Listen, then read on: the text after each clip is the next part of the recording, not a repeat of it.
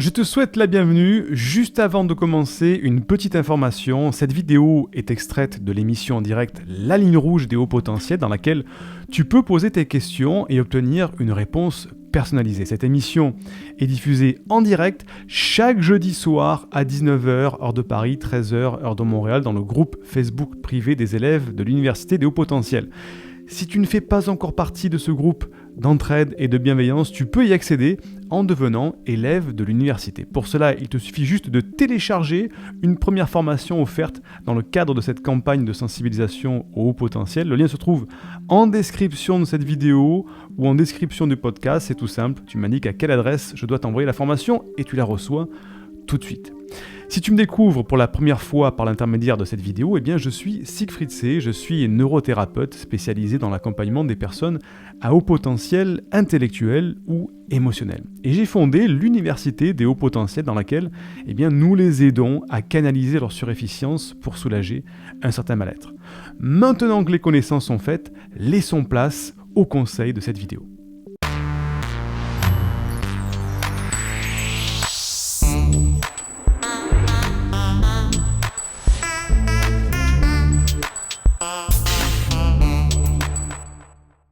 Et on va commencer par cette première question, une première question de Sébastien qui nous dit « Siegfried, bonjour, je suis un jeune gardon du dev personnel et je commence la formation. Je sais que le feu sacré qui m'anime est la musique et que je suis doué pour ça sans travail particulier. Je connais donc mon objectif de vie, mes cheminements de pensée positifs sont pollués par un tas de parasites environnementaux, sociaux, etc. Ma question, comment ne pas faire attention à ces parasites et me focaliser sur le positif que je ressens pour vraiment m'accomplir et continuer de mettre en œuvre mon projet de vie avec sérieux et précision car je suis trop en alerte, vif et efficace pour les autres mais moins pour moi. Pourquoi ?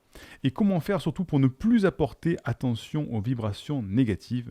Signé Sébastien. Alors il y a plusieurs questions d'une seule. On va essayer d'y répondre de manière précise à chacune. Ta première question c'est comment ne pas faire attention à ces parasites et me focaliser sur le positif que je ressens pour vraiment m'accomplir. Alors, il y a un truc que j'avais montré à certains d'entre vous, je vais le remontrer ici. Hop, voilà comme ça, ce qui est dans le fond d'écran de mon téléphone. Voilà, ici. Tout ce qui t'arrive est pour ton bien. C'est une philosophie de comportement, une philosophie de pensée qui a sur le fond de mon téléphone et qui, à chaque fois que j'allume mon téléphone, eh ben, ça me rappelle cette philosophie de pensée qui fait que tout ce qui m'arrive, tout ce qui peut y avoir, c'est pour mon bien. J'en ai même fait une vidéo d'ailleurs sur le compte Instagram. D'ailleurs, je te recommande, si tu n'es pas encore abonné au compte Instagram, tu tapes Université des HP, HP les lettres, et tu tombes sur mon compte Instagram où je partage plein de choses aussi. Dont cette vidéo dans laquelle je partageais ce truc qui m'était arrivé, un petit peu négatif, et que justement j'appliquais cette philosophie de pensée de ce qui est écrit sur le fond de mon téléphone, tout ce qui t'arrive est pour ton bien. Et donc comment ne pas faire attention à ces parasites ? Mais en fait, il faut savoir... Alors il y a plusieurs choses à mettre en place. Premièrement, pour tout ce qui est parasites extérieurs, un des meilleurs outils, c'est la méditation, Sébastien. Méditer, ça apprend à restructurer nos neurones et justement adopter un nouveau mode de pensée. Alors c'est pas radical, d'un coup tu vas pas switcher avant et après avoir fait la méditation, d'un coup tu penses plus de la manière, tu te laisses plus subir par ces parasites, mais au fur et à mesure, comme l'entraînement d'un sportif qui va augmenter ses performances physiques, qui va prendre du muscle, qui va perdre du poids, eh bien ton cerveau va se remodeler grâce à la méditation et tu vas être de moins en moins perméable à tous ces parasites extérieurs parce que tu vas savoir intérieurement te focuser sur ce qui est important pour toi. Donc, pratiquer la méditation, c'est une des solutions pérennes à long terme les plus efficaces pour ne pas se laisser parasiter par tout ça. Mais il y a aussi, ça c'est de l'entraînement pour ton cerveau, pour un petit peu reformater ton cerveau. Il y a une philosophie de pensée, comme je te disais, tout ce qui t'arrive est pour ton bien, donc tout ce qui vient te parasiter pour de toi, c'est peut-être pour ton bien. Tu vois, le gars qui a pilé devant toi, qui t'a traité de tous les noms en faisant un doigt d'honneur par la portière de sa voiture, la fenêtre de sa voiture, c'est peut-être pour ton bien. Peut-être que si justement tu t'étais pas arrêté, tu aurais peut-être eu un accident un petit peu plus loin. Peut-être le fait de te dire, tiens, qu'est-ce qu'il me veut cette personne-là, ça t'a fait générer une nouvelle idée, quelque chose. Donc tout ce qui t'arrive est pour ton bien. Et rien qu'en faisant ça, la vie, elle est beaucoup plus légère.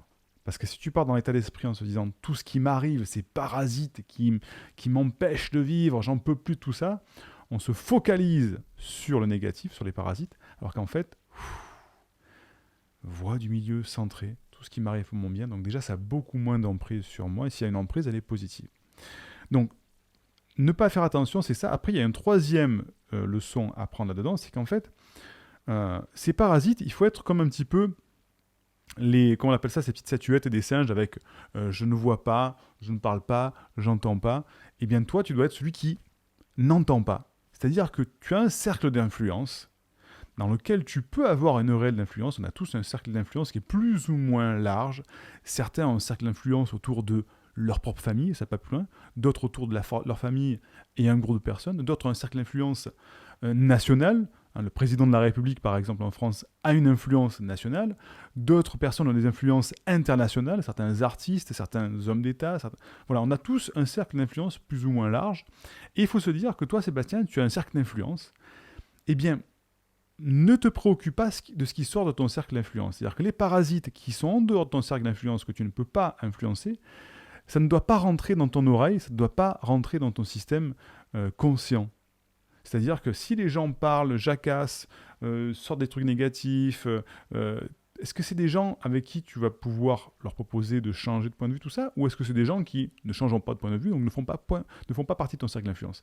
Si ce sont des gens qui ne font pas partie de ton cercle d'influence, c'est pas grave, tu les laisses, et puis basta, tu te bouches les oreilles, et tu t'occupes juste de ton cercle d'influence sur lequel tu peux avoir une influence.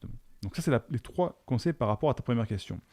Deuxième question, tu me dis, je suis vif et efficace pour les autres, mais moins pour moi. Pourquoi?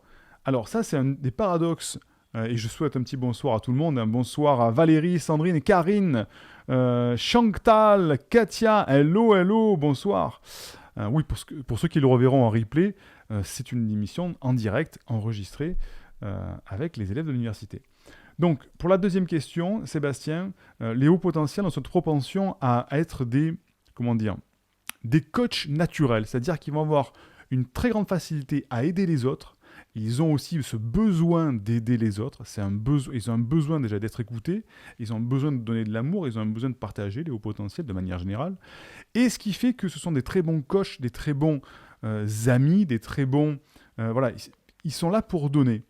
Mais quand après, eux, ils se retrouvent tout seuls face à leur petite feuille blanche ou leur travail qu'ils doivent faire et qu'ils se rendent compte qu'en fait, ils sont beaucoup moins efficaces pour eux que pour les autres, c'est un petit peu le paradoxe du cordonnier qui est le plus mal chaussé. Ben, c'est le paradoxe du haut potentiel.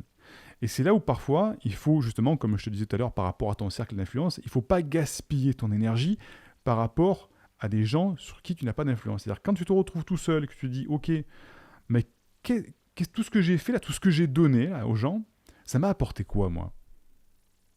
Est-ce que l'échange, il est gagnant-gagnant? Est-ce que je ne me suis pas épuisé avec certaines personnes, certains projets, certaines choses? Et en fait, je me retrouve tout seul, j'arrive pas à avancer sur mes projets parce qu'en fait, j'ai tellement donné que je me retrouve, moi, tout seul, devant ma petite feuille blanche de travail, à me dire, mais je suis fatigué, je ne sais plus comment faire, par quoi je commence, etc. C'est là où il faut justement doser, dans l'aiguille comme ça, du plus et du moins, doser entre ce que l'on donne et ce que l'on reçoit. Et se dire, ok, est-ce que je donne pas trop? Et est-ce que je ne reçois pas assez avec telle personne? Et je vais vous faire une confidence.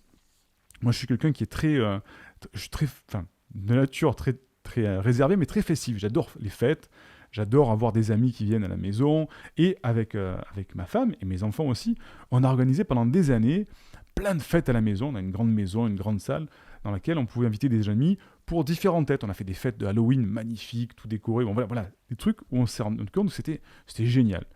Mais au bout de quelques années, on s'est dit, bon, mais tout ça, en fait, toute cette énergie, parce qu'il fallait une semaine avant tout décorer, bon, ça nous faisait plaisir aussi, on s'est dit quand même, une semaine avant tout décorer, acheter les décorations, mettre en place, inviter, tout ça.